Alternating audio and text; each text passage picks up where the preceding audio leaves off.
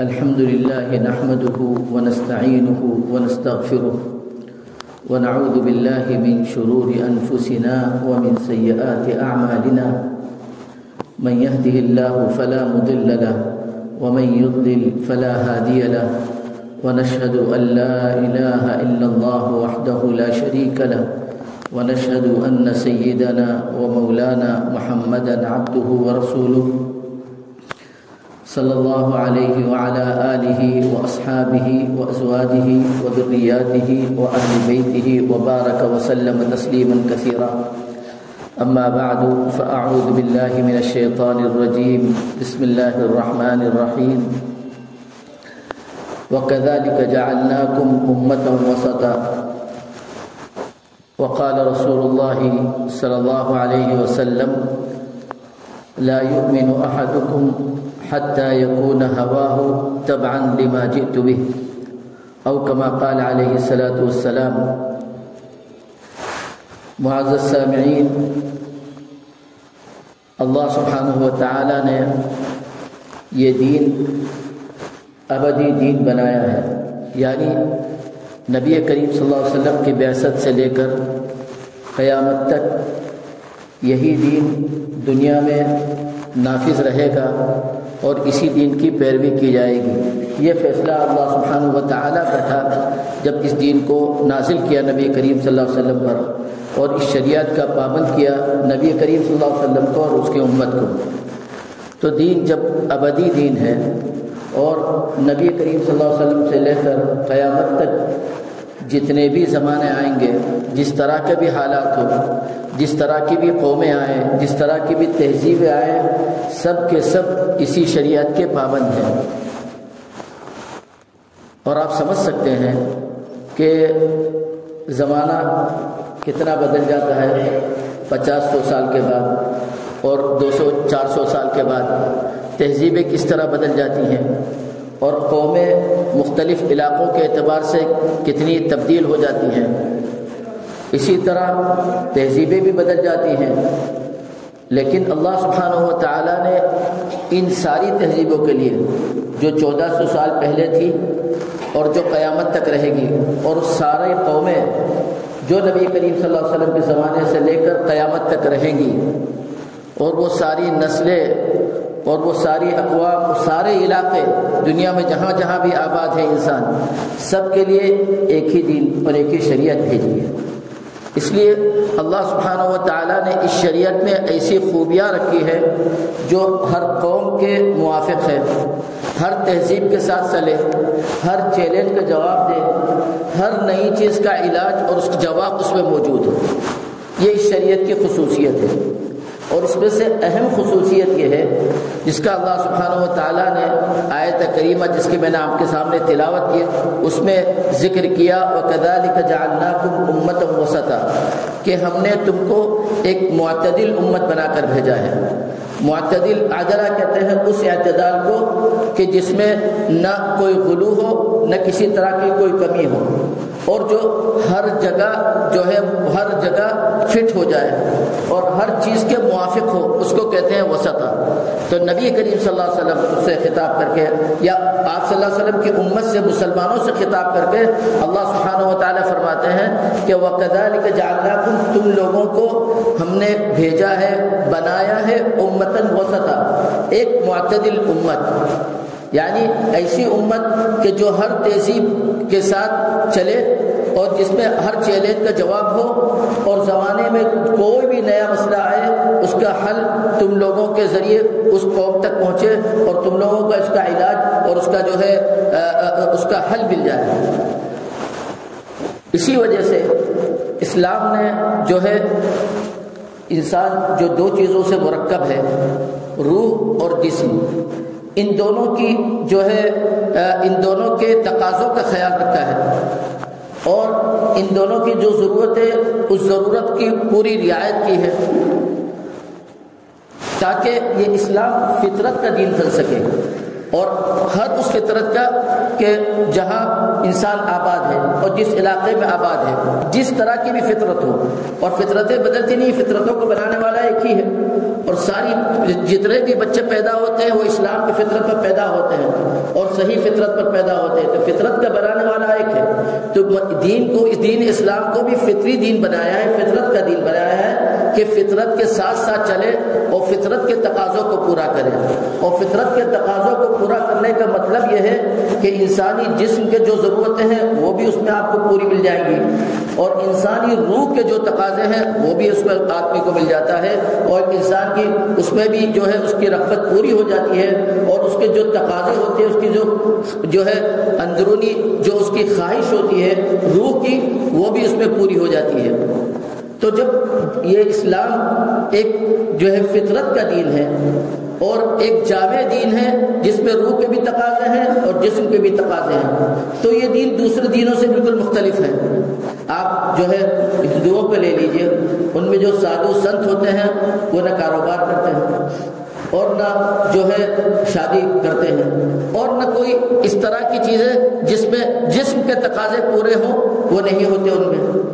اسی طرح آپ جو ہے پادریوں کو لے لیں جو چرچ میں رہتے ہیں، ان میں بھی جسمانی تقاضے پورے نہیں ہوتے، اور جسمانی تقاضے پورے کرنا ان کے مذہب کے منافی ہے، یعنی ان کا مذہب ہی ان کو یہ سکھاتا ہے کہ جسمانی تقاضے پورے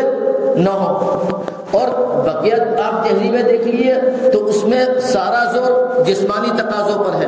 آپ جو ہے دہریت کو لے لیجیے، آپ علمانیت کو لے لیجیے، آپ اور بھی جو ہے تہذیبوں کو لے لیجیے، چاہے یورپ کی تہذیب کو دیکھ لیں آپ جو آج کل رائج ہے، اس میں ساری چیزیں اور سارے جو ہے پوری کوشش اور پوری محنت یہ ہوتی ہے کہ جسم کے سارے تقاضے پورے ہو، اچھا سے اچھا انسان رہے، اچھا سے اچھا انسان کھائے، اچھا سے اچھا انسان کمائے اور خوب عیش و عشرت کی زندگی ہو، لیکن روح جو انسان کے اندر موجود ہے اس کے تقاضوں کی کوئی اس میں جو ہے کوئی جو ہے اس کی فکر نہیں کی گئی ہے۔ لیکن اسلام میں دونوں تقاضے، دونوں چیزوں کے تقاضوں کی پوری فکر کی گئی ہے، جسمانی تقاضے بھی اور روحانی تقاضے بھی۔ اسی وجہ سے جب نبی کریم صلی اللہ علیہ وسلم کے پاس 3 شخص آئے اور انہوں نے جو ہے آ کے پوچھا، پہلے تو حضرت عائشہ رضی اللہ عنہ سے کہ نبی کریم صلی اللہ علیہ وسلم کا عمل بتائیے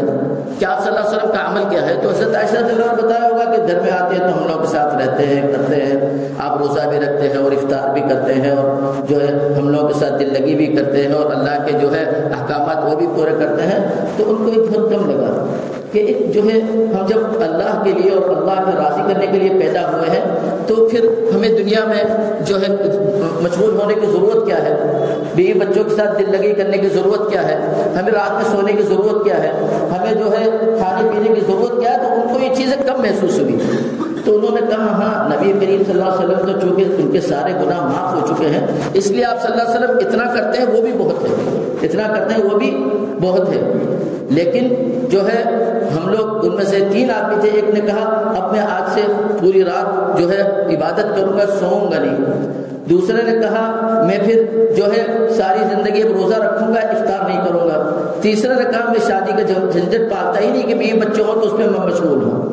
نبی کریم صلی اللہ علیہ وسلم کے پاس اپنے یہ مشورہ لے کر اور اپنی یہ ضرورت لے کر یا اپنی رائے لے کر آپ صلی اللہ علیہ وسلم کے پاس پہنچے، اور آپ صلی اللہ علیہ وسلم کو بتایا کہ ہماری یہ رائے ہوئی ہے یا رسول اللہ، ہم نے جو ہے آپ کے عمل کے بارے میں پوچھا لیکن ہمیں یہ کم لگا، اور جو ہے آپ کے تو سارے گناہ معاف ہو چکے ہیں، اس لیے آپ کے لیے یہ بہت ہے، لیکن ہماری یہ رائے ہے۔ اور صحابہ کرام رضوان اللہ تعالیٰ اجمعین کی خصوصیت یہ تھی کہ اپنی ساری رائے اور اپنی سارے جو ہے رجحانات وہ آپ صلی اللہ علیہ وسلم کے سامنے ضرور رکھتے تھے۔ کوئی رائے ان کے ذہن میں آئی اور کوئی چیز دین سے متعلق ان کے جو ہے بلکہ اپنی دنیاوی ضرورتوں کے متعلق بھی کوئی بھی چیز ان کے ذہنوں میں یا ان کو پیش آئی وہ نبی کریم صلی اللہ علیہ وسلم کے سامنے ضرور رکھتے تھے۔ تو انہوں نے اپنی بات نبی کریم صلی اللہ علیہ وسلم کے سامنے رکھی، تو آپ نے پہلے فرمایا کہ دیکھو مجھے جو ہے میں تم میں سے سب سے زیادہ اللہ سے ڈرتا ہوں،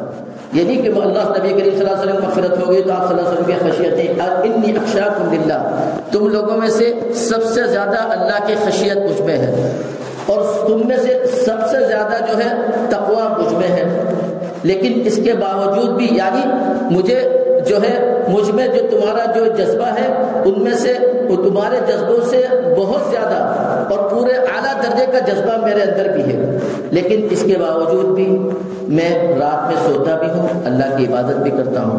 روزہ رکھتا ہوں اور افطار بھی کرتا ہوں، اور میں نے شادیاں بھی کی ہیں، گویا یہ بتا رہے ہیں نبی کریم صلی اللہ علیہ وسلم کہ اسلام میں جسم کے تقاضے ہیں اور روح کے تقاضے بھی ہیں۔ جسم کے تقاضے، اگر آپ نے جسمانی تقاضوں کو پورا کیا اور خوب کھانے پینے سونے پر اپنی محنت لگائی، اور روح کا تقاضا جو روح آپ کو اللہ سے ملاتی ہے، آپ اس دنیا میں رہتے ہوئے کبھی جو ہے اللہ سے ہم کلام نہیں ہو سکتے، اور جسم جو ہے اس جسم کے ساتھ کبھی اللہ سے قریب نہیں ہو سکتے ہیں۔ اللہ کا نظام یہ ہے کہ اگر آپ اللہ سے آپ کو مناجات کرنی ہے، اللہ سے آپ کو ہم کلام ہونا ہے، اللہ سے آپ کو سرگوشی کرنی ہے اور اللہ سے قریب ہونا ہے، تو روح کے ذریعے قریب ہونا ہے، روح کے ذریعے قریب ہونا ہے۔ تو روح جو ہے اس کے بھی اگر تقاضے پورا نہیں کیے، صرف جسمانی تقاضوں کے اوپر آپ نے محنت کی، تو آپ اور جو ہے دوسرے حیوانات اور دوسرے چرند پرند یکساں ہیں۔ اسی کو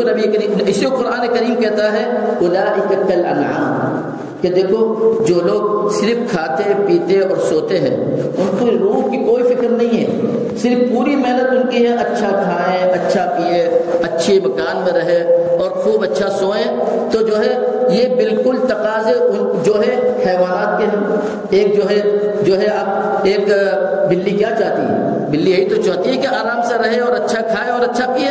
اسی کی کوشش میں رہتی ہے، اور آپ اسی پر قیاس کر لیے دوسرے حیوانات کو۔ سارے حیوانات اسی کی فکر میں رہتے ہیں کہ ان کو کھانا ملے، پینا ملے اور اچھا ملے، اسی لیے دو چیزیں آپ کے سامنے رکھیے، تو جو ان کو زیادہ پسند آئے گی وہی کھائیں گے، اور آرام کی جگہ تلاش کرتے ہیں اور اپنی نیند پوری کرتے ہیں۔ تو قرآن کریم کہتا ہے اولئک کالانعام، کہ دیکھو جو لوگ جسمانی تقاضوں کو پورا کرتے ہیں وہ بالکل حیوانات ہیں، بل ہم اضل، بلکہ حیوانات سے بھی گئے گزرے ہیں، کیونکہ حیوانات مکلف نہیں ہیں، اللہ نے ان کو عقل نہیں دی ہے، اللہ نے ان کو عقل نہیں دی ہے، لیکن انسان کو تو اللہ نے عقل دی ہے۔ انسان سمجھتا ہے کہ اگر کھانے اور پینے سونے کے لیے اس نے پیدا کیا ہوتا تو یہ ساری کائنات کیوں بناتا ہو، اور یہ نظام جو جہاز چلا رہا ہے اس نے ہم کو کسی چیز کا مکلف بھی کیا ہے، یہ عقل دی ہے جس پہ ہمیں غور کرنے کی ضرورت، جس کے ذریعے ہمیں غور کرنے کی جو ہے ضرورت ہے، اور اس کے ہم پابند ہیں۔ تو وہ تو حیوانات سے بھی زیادہ جو ہے وہ ہے گمراہ ہیں، اولئک هم الغافلون، اور وہ غفلت میں ہیں۔ قرآن کریم کہتا ہے وہ لوگ غفلت میں ہیں۔ تو اگر ہم نے جسمانی تقاضوں کو پورا کیا تو ہم حیوانات ہو گئے، اور جو ہے ہم نے روحانی تقاضوں کو پورا کیا اور جسمانی تقاضوں پر توجہ نہیں دی اور جسمانی تقاضوں کو پورا نہیں کیا، تب بھی ہم گنہگار ہیں، کیوں کہ روح جو ہے بغیر جسم کے اس دنیا میں رہ نہیں سکتی، روح بغیر جسم کے اس دنیا میں رہ نہیں سکتی، اور اگر آپ نے جسم کے اوپر توجہ نہیں کی اور جسمانی تقاضوں کو پورا نہیں کیا تو کبھی آپ کی روح ترقی نہیں کر سکتی۔ آپ کی روح کی ترقی کا راز یہ ہے کہ آپ جسمانی تقاضوں کو اور جسم کی صحت کا خیال رکھیے۔ آپ صلی اللہ علیہ وسلم فرمایا المؤمن القوی خیر من المؤمن الضعیف، ایک طاقتور ایک مومن جو ہے وہ بہتر ہے ایک کمزور مومن سے۔ تو آپ نے اس کی طرف توجہ دلائی اور آپ نے فرمایا کہ تمہارا جسم کا تم پر حق ہے، تمہارا جسم کا تم پر حق ہے۔ اور حضرت عبداللہ بن عمرو بن عاص رضی اللہ عنہ کے بارے میں جب نبی کریم صلی اللہ علیہ وسلم نے بتایا گیا کہ اتنے روزے رکھتے ہیں اور اتنے تہجد پڑھتے ہیں، تو آپ نے ان کو بلایا اور کہنے لگے یا عبداللہ میں نے سنا ہے تم تہجد پڑھتے ہو سوتے نہیں ہو، تم روزے رکھتے ہو افطار نہیں کرتے، تو آپ نے نصیحت کی کہ نہیں، تمہارا جسم کا بھی تم پر حق ہے، تمہارے گھر والوں کا بھی تم پر حق ہے۔ تو اسلام میں جو ہے جہاں روح کے تقاضے پورا کرنے کا ہم کو مکلف کیا گیا ہے، اسی طرح جسم کے تقاضے بھی پورا کرنے کا ہم کو مکلف کیا ہے، لیکن دونوں چیزیں اعتدال کے ساتھ، دونوں چیزیں اعتدال کے ساتھ۔ اسلام نام ہے ربانیت کا، اسلام نام ہے نہ حیوانیت کا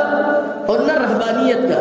حیوانیت کہتے ہیں کہ انسان جسم کے تقاضوں کو پورا کرے، جیسے حیوان ہے جسم کے تقاضوں کو پورا کرے، اس کو کہتے ہیں حیوانیت۔ اسلام حیوانیت کا نام نہیں ہے، نہ اسلام رہبانیت کا نام ہے۔ رہبانیت کہتے ہیں کہ روح کے تقاضوں کو پورا کرے اور جسم کی طرف کوئی توجہ نہ دے۔ اسلام نام ہے ربانیت کا۔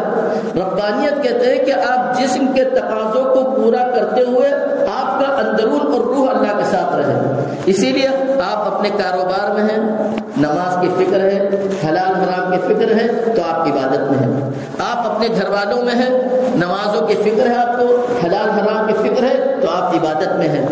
آپ سو رہے ہیں اور جو ہے اسلامی طریقے سے سو رہے ہیں اور نماز کی پوری فکر کے ساتھ سو رہے ہیں تو آپ عبادت میں ہیں۔ اس کو کہتے ہیں ربانیت۔ یہ ہمیں اسلام نے سکھایا اور کسی مذہب نے نہیں سکھایا۔ اسی کا نام ہے امتاً وسطا، اعتدال کی امت، اعتدال کی امت۔ تو جب ہمیں پابند کیا گیا ہے روح کے تقاضوں کو پورا کرنے کا اور جسم کے تقاضوں کو پورا کرنے کا، گھر والوں کو خوش کرنے کا، اپنے بیوی بچوں کے تقاضے پورا کرنے کا، اپنے دوست احباب رشتہ دار اعزاء اقرباء کے تقاضوں کو پورا کرنے کا، اور ساتھ میں اللہ کے حقوق کو بھی پورا کرنے کا، اللہ کے حقوق کو بھی پورا کرنے کا۔ اللہ کے حقوق میں کوتاہی ہو گئی تو اللہ معاف کر سکتا ہے، لیکن بیوی بچوں کو اور اعزاء اقرباء کے دوست احباب کے حقوق میں کوتاہی ہوئی ہے تو معاف وہی لوگ کریں گے جن کے حقوق ہیں، وہی لوگ معاف کریں گے جن کے حقوق ہیں۔ بندوں کے حقوق بندے ہی معاف کریں گے، اور اللہ کے حقوق تو اللہ بہت کریم ہے جو ہے، اور وہ جو ہے ذو الفضل العظیم ہے تو وہ معاف کر سکتا ہے۔ تو دونوں حقوق کے پابند ہیں، دونوں حقوق کے پابند ہیں، جسمانی حقوق کے بھی اور روحانی حقوق کے بھی، سارے بندوں کے حقوق کے بھی اور اللہ کے حقوق کے بھی۔ تو جب ہم دونوں چیزوں کے پابند ہیں تو ایک کامیاب مومن یہ ہے کہ ان دونوں کے درمیان اعتدال کے ساتھ چلے، دونوں کے درمیان نہ روح کے تقاضوں میں کبھی، نہ روح کے جو تقاضے ہیں وہ پورا کرنے کے ساتھ نہ اس میں غلو کرے نہ اس میں کوتاہی کرے، اور جسم کے جو تقاضے ہیں اس میں جو ہے نہ غلو کرے نہ اس میں کوتاہی کرے۔ اعتدال، جس نے بھی جو ہے اعتدال کے ساتھ اپنی زندگی گزاری تو جنت ضرور حاصل کرے گا۔ آپ صلی اللہ علیہ وسلم نے اعلان کر دیا القصد تبلغ، دیکھو اعتدال کے ساتھ زندگی گزارو، اعتدال کے ساتھ زندگی گزارو، جنت میں پہنچ جاؤ گے، جنت میں پہنچ جاؤ گے۔ جہاں زیادتی ہوئی، جہاں کمی ہوئی پھر وہ پکڑ ہوگی، جہاں زیادتی ہوئی، جہاں کمی ہوئی وہ جو ہے وہاں پکڑ ہوگی۔ تو جب ہم اعتدال کے پابند ہیں تو ہم اپنے جسمانی تقاضوں میں اعتدال کس طرح قائم کریں؟ جسمانی تقاضوں میں اعتدال ہم اس طرح قائم کریں کہ نبی کریم صلی اللہ علیہ وسلم نے جو شریعت بتائی ہے اور انہوں نے جو حدود رکھ دیے ہیں، شریعت نے حدود بنا دیے ہیں کہ دیکھو تمہیں جسمانی تقاضے اور اپنی جسمانی ضرورتیں پڑھنے کے لیے یہ حدود ہے، اس سے تجاوز نہیں کرنا ہے۔ آپ صلی اللہ علیہ وسلم فرمایا کہ دیکھو اللہ نے جو ہے حدود بنا دیے ہیں، اس کو پار نہیں کرنا ہے۔ آپ صلی اللہ علیہ وسلم پوری حدیث یہ ہے کہ دیکھو حلال بتا دیے ہیں اور اللہ سبحانہ و تعالیٰ نے حرام بھی بتا دیا ہے، تو کبھی حرام کو تم جو ہے کبھی حرام کو اپنانا مت، اور حدود بنا دیے ہیں جو ہے تو اس کو تم حدود کو پار نہ کرنا، حدود کو پار نہ کرنا۔ تو جسمانی جو حدود، جسمانی ضرورتیں پوری کرنے کے جو حدود بتا دیے ہیں نا، اس حدود کو جو ہے پار کرنے سے ہم جو ہے اللہ کے یہاں ہماری بازپرس ہوگی اور اللہ کے یہاں ہماری پکڑ ہوگی۔ نبی کریم صلی اللہ علیہ وسلم فرمایا کہ دیکھو تمہارا ایمان اس وقت تک کامل نہیں ہو سکتا جب تک کہ تمہاری خواہشات، جسمانی خواہشات میری لائی ہوئی شریعت کے پابند نہ ہو جائے۔ تو ہماری جو جسمانی تقاضے ہیں پوری کرنے میں ہم کو عبادت ہے، لیکن شریعت کے حدود کے اندر رہ کر، شریعت کے حدود کے اندر رہ کر۔ اسی کو قرآن کریم نے کہا وَأَمَّا مَنْ خَافَ مَقَامَ رَبِّهِ وَنَهَى النَّفْسَ عَنِ الْهَوَىٰ۔ اب آدمی جو ہے نا، آدمی کے پاس ساری چیزیں ہیں اور اس کی ضرورت بھی، اور آدمی چاہتا ہے کہ میری ضرورت پوری ہو جائے۔ جیسے مثلا آدمی کے کان ہے، یہ ایک جسمانی کام ہے، کان کو بہت سی چیزیں اچھی لگتی ہیں، بہت سی چیزیں اچھی سننے میں بڑا مزہ آتا ہے، سننے میں بڑا مزہ آتا ہے۔ اب اس کا ہم کو شریعت نے اس کے حدود متعین کر دی، کیا چیزیں سننی ہیں کیا چیزیں نہیں سننی ہیں۔ اب ہم کو بعض چیزیں پسند ہیں اور دل بھی چاہتا ہے، لیکن وہ شریعت کے حدود کے باہر ہیں، تو ہمارا فرض کیا بنتا ہے؟ ہم اس کو نہ سنیں، ہم اس کو، یہ ہے ایمان۔ اگر آدمی یہیں اپنے اوپر بریک لگاتا ہے نا تو اس کا ایمان جو ہے کامل ہے، لیکن جہاں بریک نہیں لگایا اور پار کر دیا تو گنہگار ہے، پھر اس کو توبہ کے ذریعے لوٹ کر آنا ہے حدود کے اندر۔ تو اس طرح اس پر قیاس کر لیے دوسری چیزوں کو کہ شریعت کو جو حدود ہے اس سے کبھی ہم کو اس کو حدود کبھی ہمیں پار نہیں کرنا ہے۔ صحابہ کرام رضوان اللہ تعالی اجمعین کا اس معاملے میں بڑا امتیاز ہے، اسی لیے اللہ نے وہ مقام ان کو دیا ہے، اللہ نے وہ مقام ان کو دیا ہے۔ خیبر کے موقع پر ایک مرتبہ فاقہ کشی کی نوبت آئی، یعنی 2 یا 3 دن تک کھانا نہیں ملا۔ اب جب کھانا نہیں ملا تو اب کرے کیا؟ اس زمانے اس دن تک جو ہے گدھے کا گوشت حرام نہیں ہوا تھا، حلال تھا، کیونکہ شریعت تھوڑی تھوڑی کر کے آئی ہے، تو اس وقت تک گدھے کا گوشت جو ہے حرام نہیں ہوا تھا۔ اب صحابہ کرام رضوان اللہ تعالی اجمعین نے کیا کہ بھائی اب سواری کے گدھے ہیں، اب کیا کریں، بھوک اتنی لگی ہوئی ہے کہ اس سے جو ہے جان چلی جا رہی ہے، تو چند گدھے ذبح کر کے اس کا گوشت بنایا۔ جب گوشت بنایا اور حدیث پاک میں آتا ہے کہ ہانڈی میں گوشت پک رہا تھا، آپ صلی اللہ علیہ وسلم کے اوپر حکم نازل ہوا کہ گدھے کا گوشت آج سے حرام ہے۔ تو اب نبی کریم صلی اللہ علیہ وسلم نے ایک منادی کو، ایک اعلان کرنے والے کو کہا کہ جاؤ خیموں میں اعلان کر دو کہ اللہ اور اس کے رسول نے تم کو گدھے کے گوشت سے منع کیا ہے، حرام ہے۔ تو گوشت پک رہا تھا اور 2-3 دن کی فاقہ کشی تھی، بھوک تھی، تبھی تو انہوں نے گدھے کاٹے تھے نا۔ تو جب یہ اعلان سنا تو حدیث پاک میں آتا ہے انہوں نے ہانڈی اسی وقت الٹ دی،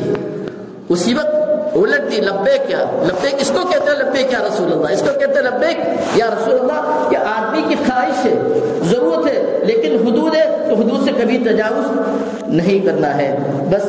تو میرے محترم ایک چیز اور بھی، اور اس کے بعد میں اپنی بات ختم کروں گا، کہ دیکھو جوانی کی عبادت اور آدمی کے جذبات بالکل تازہ ہو، آدمی کی قوت ہو اور جی چاہ رہا ہو، پھر اس پر بریک لگایا جائے، وہ عبادت اور وہ عبادت جب آدمی کے جذبات سرد پڑ چکے ہوں، دونوں عبادتوں میں فرق ہے۔ قرآن کریم کہتا ہے لا یستوی منکم من انفق قبل الفتح وقاتل۔ صحابہ کرام رضوان اللہ تعالی اجمعین سے خطاب ہے کہ فتح مکہ سے پہلے جو ایمان لے کر آئے، جب سارا عرب دشمن تھا، اور فتح مکہ کے بعد جب سارا عرب اسلام لا چکا ہے، دونوں اسلام برابر نہیں ہو سکتے۔ یعنی وہ صحابہ جو فتح مکہ سے پہلے جب سارا عرب دشمن تھا، اسلام لا کر آئے، ان کے درجات بلند ہیں، ان لوگوں کے مقابلے میں وہ بھی صحابہ ہیں، ان کے بھی درجات ہر امتی سے زیادہ ہے، لیکن دونوں کے درجات برابر نہیں ہو سکتے۔ وَكُلًّا وَعَدَ اللَّهُ الْحُسْنَىٰ، اور اللہ سب کو جنت میں داخل کرے گا۔ تو جوانی کے جو جذبات ہے، جوانی کی عمر ہے، اس میں اپنے جذبات پر بریک لائیے۔ اور صرف یہ ساری توحید میں نے بنائی ہے چند دنوں کے بعد۔ آپ جانتے ہیں ہمارے جو ہے ہندوستان میں کچھ ایام آئیں گے جس میں عام طور پر اللہ اور اس کے رسول کی مخالفت بہت ہے، آپ جانتے ہیں نا۔ اسی جنوری کے مہینے کی تاریخیں ہیں نا،